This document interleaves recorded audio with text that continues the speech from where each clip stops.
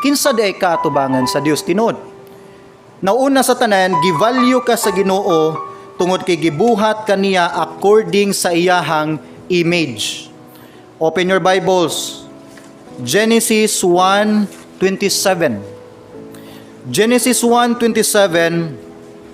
So God created man in His own image. In the image of God, He created him, male and female, He created them. Now what does it mean to be created in the image of God? Pasabot ba nga atong God na moreno nga God, na puti nga God, na God nga sakto lag size, na God nga average or large? Ingon sa gihimo daw ta sumala sa hulagway sa Dios. Now dili ni physical nga image, isa ni ka spiritual nga image. God is a spirit, mo nang natay spirit being. God is eternal, mo nang natay eternal soul. The God of justice, it talks about good and bad, mo nang natay standard of morality sa atong kinabuhi. Kabalo taon say good, kabalo taon say bad. God is the source of knowledge, mo nang natay intellect. Nay emotion natong God, mo nang napud tay pagbati. Nay personal will ang God, mo nang napud tay personal will. Ang image nga gihimo sa Dios nato may tungod di sa iyahang karakter.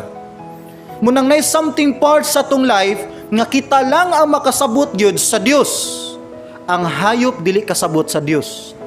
Di ma-express sa Dios iyang mercy, iyang love sa mga hayop. Dili kasabot ang hayop nga gilove siya sa Father.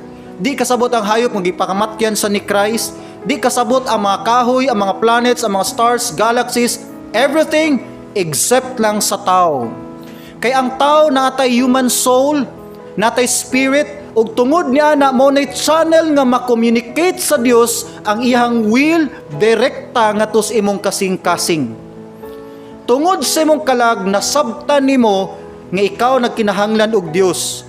Mo feel kag love, na kay kaalam, na kay personal will, na kay memory, makonsensya ka, mo feel kag joy, mo feel kag sadness. Tanan na sa gift na gikan sa image sa Dios.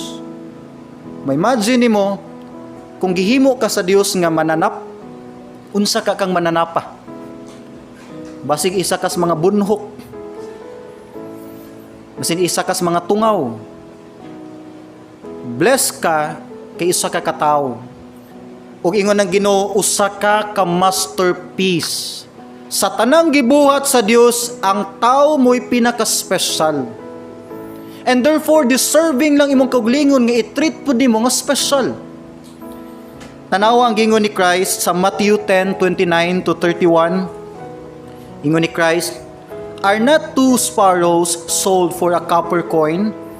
And not one of them falls to the ground apart from your Father's will."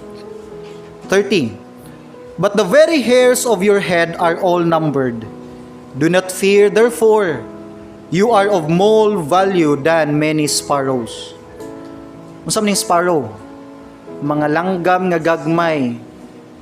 Sa atong time mura ni silang mga guriyon, kanang mga brown nga langgam nga sabaan kis pusti. Manuksok sa atong kisame, magsalag das kisame, mga sparrows. Abi nimo kung tan-aw nimo sila mga ordinary ra kay na sila nga creature. Ingon ang Ginoo, si Jesus Christ nag-ingon ani. Ingon siya, walay usa ka langgam nga matagak sa yuta or mamatay nga wala nahibaluan sa amahan. Nonsense. Nonsense kung imo pang iphon pila ka buk langgam na nga matay tibok adlaw. Nonsense imo pang tagaag pagpakabana ang mga gagmay king binuhat.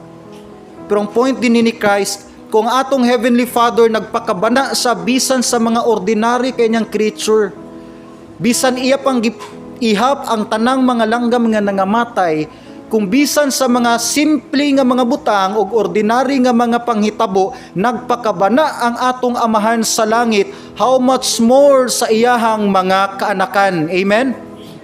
Muni point din ni Christ. Ingon din si Christ sa verse 31, "Do not fear. You are of more value than many sparrows." Labaw pa ka sa mga guriyon, labaw pa ka sa mga mananap, labaw pa ka sa universe. Ingon ni Christ, bisag maangkon sa tao ang tanang butang sa kalibutan, iyang kalag maimperno, walay pulos ang tanan. So dili ikabaylo ang imong kalag bisan ang tibok butang sa kalibutan.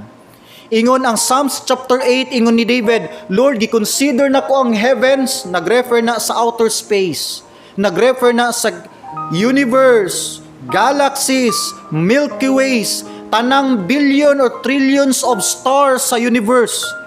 Giconsider na ni David, ingon si David, Lord, nganong sa kadako sa imong creation, nganong mas concern magyud ka sa gamay kay nimong binuhat ang tao. Ni something interesting gid kayo sa kinabuhi sa tao. Ang Dios lang gimaka-explain niya na. Pero according sa iyang pulong, tungod kay naay something nimo nga gikan sa Dios, ug mao na ang imong spiritual image. Buhi ka nga kalag.